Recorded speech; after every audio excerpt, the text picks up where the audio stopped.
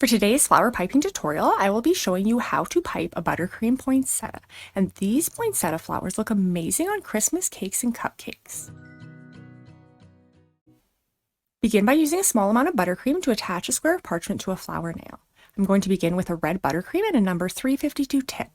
With one of the points of your tip facing up and the other resting on the flower nail, you're going to want to apply pressure, pull back, and sharply pull away, pulling up slightly at the end to create a nice 3D look on these petals.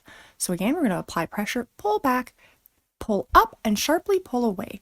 And in total, we're going to want to form 6 of these outer petals. We're going to try to get them as even as possible. Make sure to leave a small gap in the center for the next row of petals.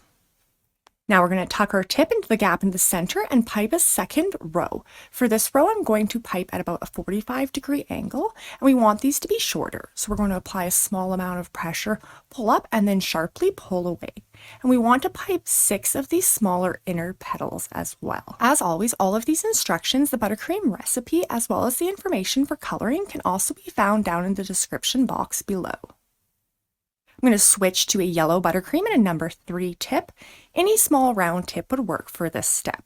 Apply a small amount of pressure and pipe small dots in the middle of your poinsettia flower to finish off the center. And you can do as many or as few of these as you would like. And that is how you pipe a poinsettia flower. These buttercream poinsettias look amazing on Christmas cakes and cupcakes. If you have enjoyed this tutorial, I'd appreciate it so much if you would give it a like or subscribe to see upcoming tutorials.